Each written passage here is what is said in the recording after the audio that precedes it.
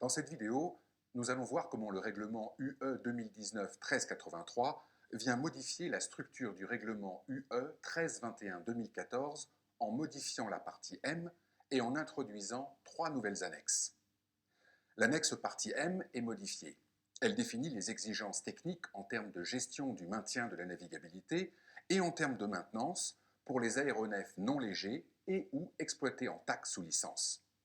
3 nouvelles annexes apparaissent désormais. L'annexe partie ML regroupe les exigences techniques en termes de gestion du maintien de la navigabilité et en termes de maintenance pour les aéronefs légers et non exploités en TAC sous licence.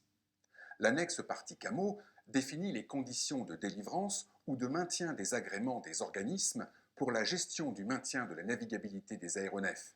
Elle a vocation à remplacer les agréments partie MG. Et enfin, l'annexe partie CAO définit les conditions de délivrance ou de maintien des agréments des organismes combinés pour la maintenance et la gestion du maintien de la navigabilité des aéronefs. Cette nouvelle annexe a vocation à remplacer les agréments partie MG et partie MF pour les aéronefs non motorisés complexes et non exploités en TAC sous licence.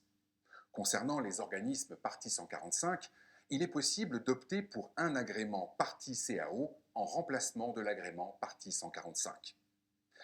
Vous vous posez sûrement la question, en quoi la création de nouvelles annexes simplifie-t-elle la mise en œuvre du règlement ?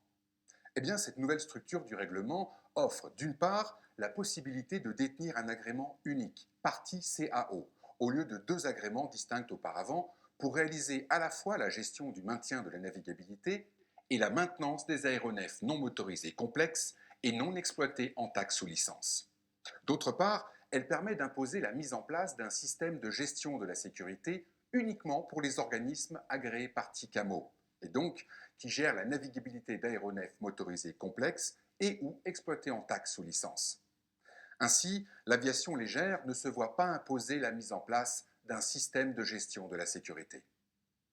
Le schéma ci-après synthétise la nouvelle structure et l'applicabilité des nouvelles annexes. Les annexes M et ML contiennent des exigences techniques. La partie ML concerne uniquement les aéronefs légers, à l'exception des aéronefs légers exploités en TAC sous licence qui doivent obligatoirement appliquer les exigences de la partie M. Les annexes CAMO et CAO contiennent quant à elles des exigences organisationnelles que doivent suivre les organismes concernés pour obtenir et maintenir leur agrément. Un agrément partie CAMO permet d'assurer la gestion du maintien de la navigabilité de tout type d'aéronefs, tandis qu'un agrément partie CAO permet d'assurer celle des aéronefs non motorisés complexes et non exploités en TAC sous licence uniquement.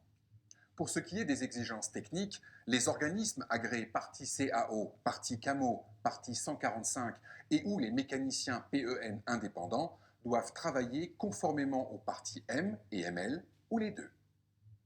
Pour ce qui est des exigences organisationnelles, il est possible de limiter un agrément à la partie M ou à la partie ML. Il est également possible de limiter un agrément partie CAO à une activité de gestion du maintien de la navigabilité seulement ou à une activité d'entretien seulement. En cas de changement pérenne de régime d'exploitation, un examen de navigabilité conforme à la partie M est exigé.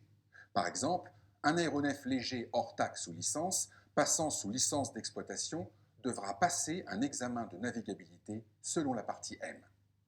Par ailleurs, en cas de régime d'exploitation mixte, la partie M s'applique. Par exemple, les vols non commerciaux avec parfois des vols en TAC sous licence doivent se conformer à la partie M. Attention, le régime applicable à un aéronef n'est pas laissé à l'appréciation du responsable du maintien de la navigabilité, qu'il soit propriétaire ou opérateur CAMO. La partie M et la partie ML sont exclusives. Ainsi, un aéronef léger non exploité en TAC sous licence doit obligatoirement suivre la partie ML. De la même manière, un aéronef non léger ou exploité en TAC sous licence doit obligatoirement suivre la partie M.